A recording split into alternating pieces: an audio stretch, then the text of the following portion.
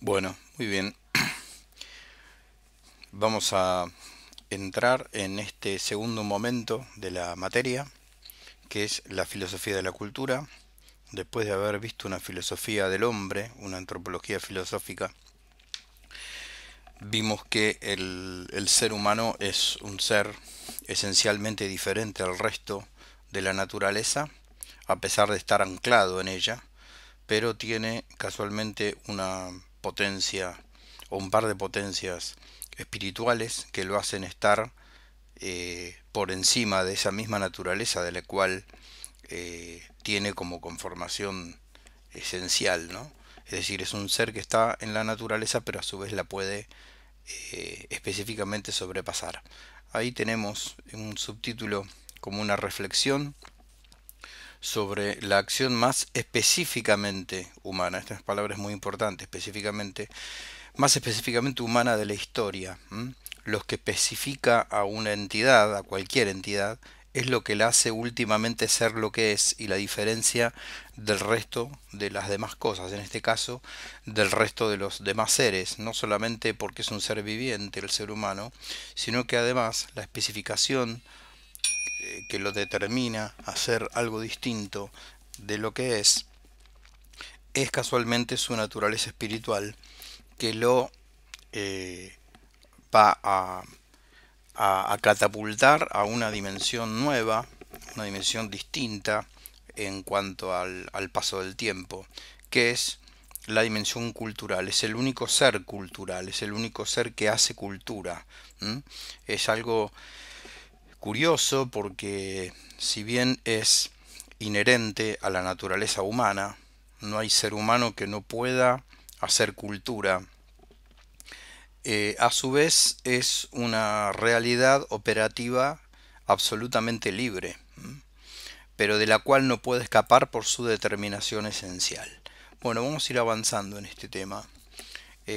Nosotros decíamos recién que el hombre era un ser que estaba anclado a la naturaleza material porque es un ser material, pero tiene una capacidad de trascender esa materialidad, esa corporeidad, de manera superior e independiente, gracias a que es un ser dotado de espíritu, además de estar dotado de materia. El compuesto humano sería una combinación de cuerpo y alma, de materia y de espíritu. Por ese mismo espíritu, este existente humano es persona. Eso es lo que lo hace ser persona y lo diferencia del resto de los seres. Ningún otro ser corpóreo, creado, es persona, casualmente por no tener dimensión espiritual. Ni las plantas, ni los animales, ni mucho menos los seres inertes, tienen espíritu. Tienen, como en algunos casos, pueden tener alma vegetativa, como un árbol, pueden tener alma vegetativa y sensitiva, como un perro, como un gato, como un pájaro, pero no tienen un alma racional, es decir, no están dotados ni de inteligencia ni de voluntad y por eso no son seres culturales. Ahí decíamos, ahí tenemos en este cuadro como por la dimensión espiritual este hombre es persona, este existente humano es persona y al ser persona tiene dos niveles operativos de dominio. Esta palabra dominio es muy importante para poder entender al hombre como un ser cultural, ¿no? Es decir, el dominio, perdón, el dominio sobre las cosas, el mouse está un poco rebelde, bueno, eh, el dominio sobre las cosas y el dominio sobre sí mismo. Eh, ese esa capacidad de poder estar por sobre la naturaleza lo hace controlar, regular, estudiar, conocer y dominar la naturaleza externa y también la naturaleza interna. Por eso hablamos de una doble dimensión del dominio. Un dominio externo sobre el mundo y un más de autogobernarse en libertad material y espiritualmente. De ahí es que es un ser cultural, es decir, en el derrotero, en la historia de ese despliegue sobre el dominio del mundo y sobre el dominio sobre sí mismo, es que el hombre va a realizar indefectiblemente cultura. Bueno, ahí tenemos una definición de ente cultural. Dice ente natural transformado en orden a una perfección de la propia naturaleza. Hay que distinguir entre ser cultural y ente cultural. Nosotros le vamos a llamar ser cultural al ser capaz de hacer cultura, en este caso el existente humano, el hombre. Y le vamos a llamar entidad cultural o ente cultural a esto que el hombre produzca. Entonces, ahí tenemos imágenes de acciones culturales, de productos culturales. Tenemos utensilios, ruedas, tenedores, cucharas, instrumentos musicales, actividades culturales. La que a nosotros nos atañe en este curso particularmente es la educación, que es una acción cultural por excelencia. El hombre es el único ser que deliberadamente se educa sistemáticamente, programadamente, que reflexiona sobre la educación y que se plantea metas, proyectos y objetivos. Esto es casualmente lo que tenemos que hacer en esta materia de una dimensión filosófica de la educación. Estamos analizando de dónde es que el hombre ¿m? Tiene esta tendencia natural inevitable desde su libertad a la educación. También tenemos ahí en el extremo derecho tenemos una persona ya en una dimensión más alta todavía de su propia libertad y su propia espiritualidad, que es la vida religiosa, es decir, ese espíritu y esa materia, ese cuerpo y esa alma, abierta a la trascendencia del ser absoluto. Por eso el hombre, además de ser un ser cultural, es un ser intrínsecamente religioso. Esto es una realidad de la cual no escapa ninguna cultura. Toda cultura ha tenido algún modo de producción técnica, algún modo de educación sistemática o asistemática, y a su vez ha sido un ser religado a otra cosa, es decir, a dar, eso quiere decir religio, ¿no? Dar una respuesta a un ser superior. Muy bien, vamos a analizar mínimamente la definición que tenemos arriba en el cuadro que está en color rojo: ente natural transformado en orden a una perfección de la propia naturaleza. Acá la propia naturaleza es la naturaleza humana, de la cual vamos a hablar ahora en adelante, ¿no? Bien, analicemos la primera parte de la definición de ente cultural. Ente natural. Vamos ahí. ¿Por qué es un ente natural? Bueno, todo ente cultural, desde el tenedor a la persona que está rezando con sus manos, su mente, su espíritu y esas velas que están también construidas culturalmente por el mismo ser humano, transforma realidades que ya existen en la naturaleza. El cuchillo, el tenedor, la cuchara, la rueda, el clarinete que está ahí abajo, son todos entes naturales, metales extraídos de las piedras, maderas extraídas de los árboles, que están transformados, es decir, cambiados de forma.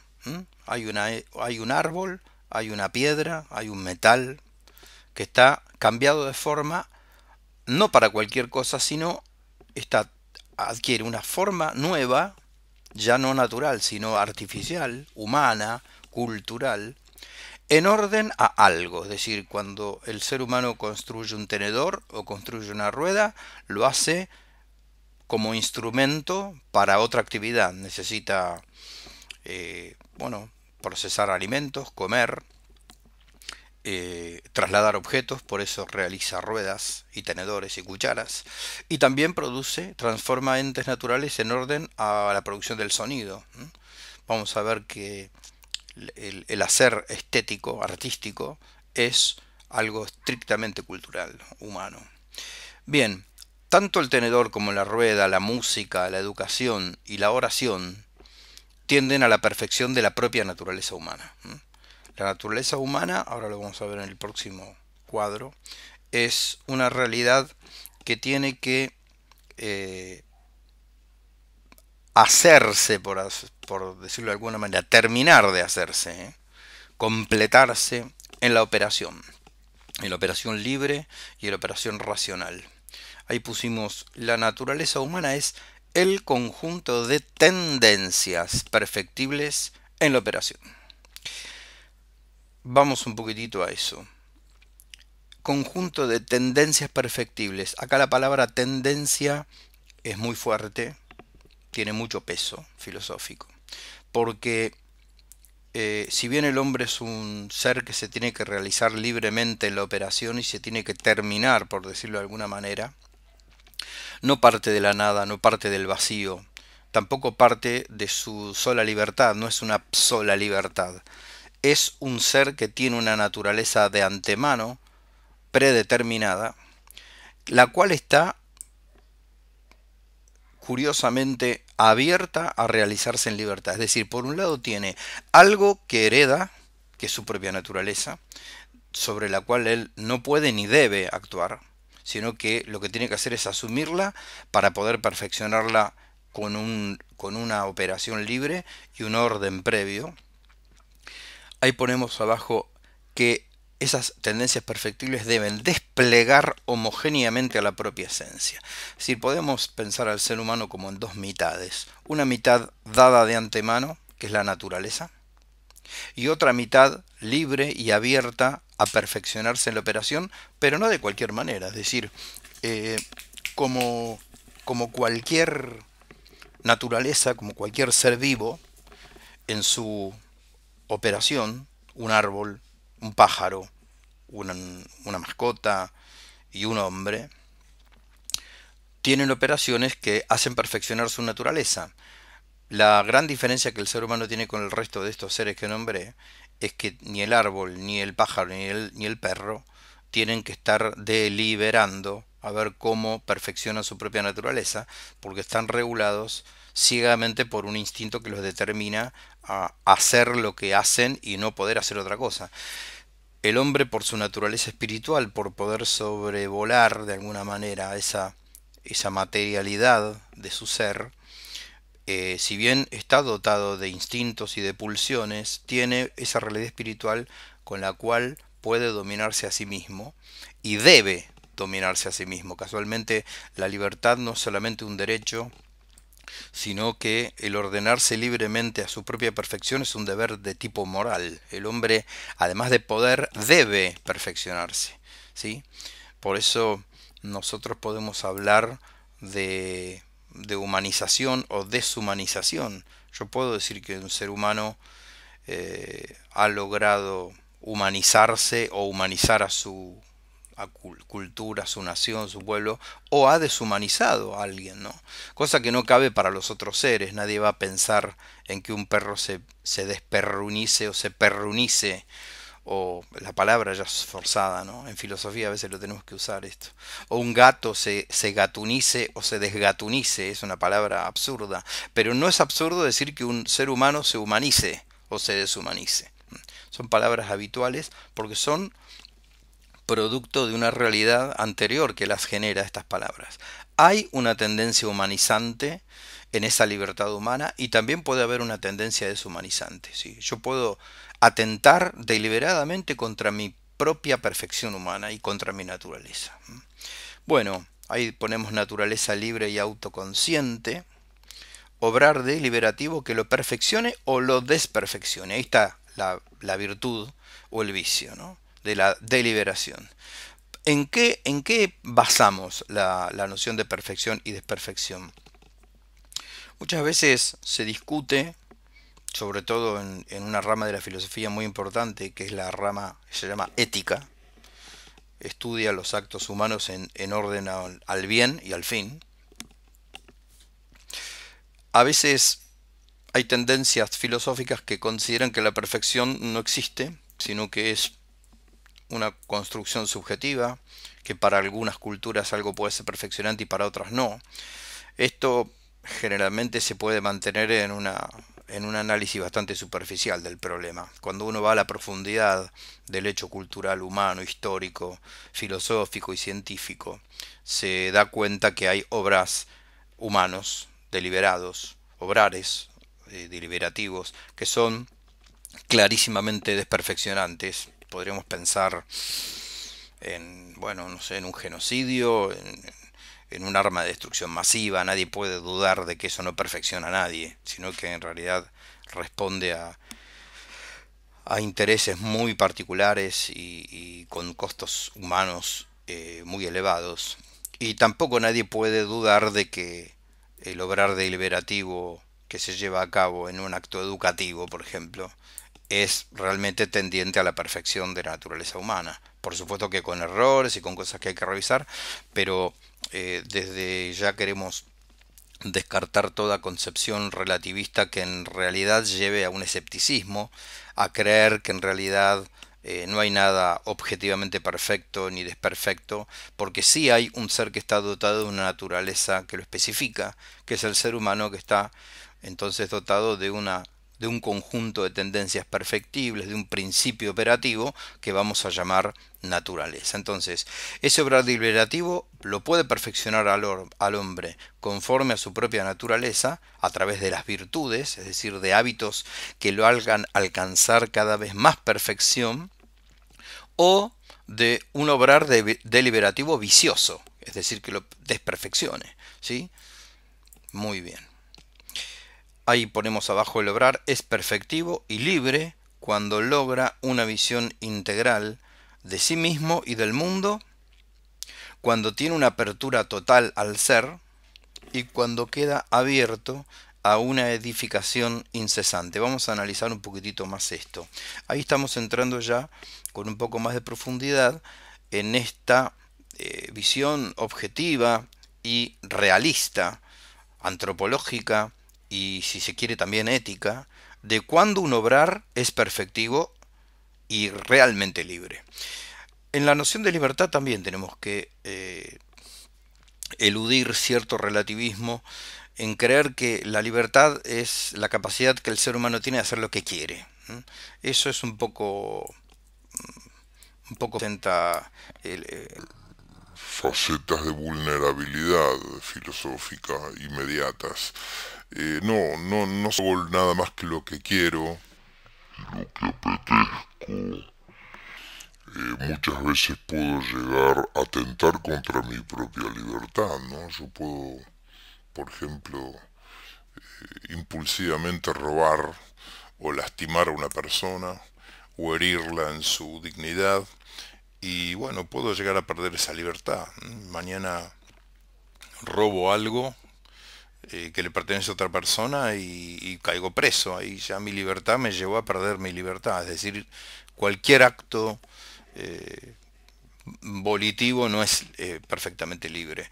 Nosotros entendemos a la libertad como la capacidad eh, de la voluntad de adherirse al bien que le corresponde de acuerdo a su naturaleza.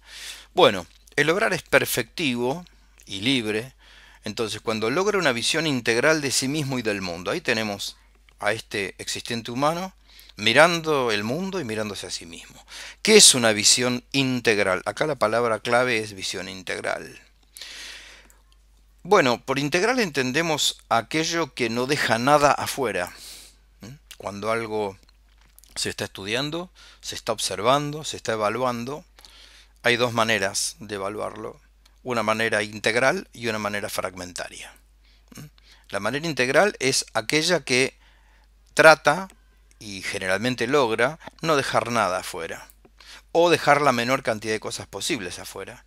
Mientras que la visión fragmentaria ya es una visión deliberadamente sesgada, que solo va a tomar una parte de algo y se va a conformar con eso, y muchas veces va a confundir la parte con el todo. Acá hay que recordar un principio metafísico de la filosofía, que es que el todo siempre es mayor que cualquiera de sus partes.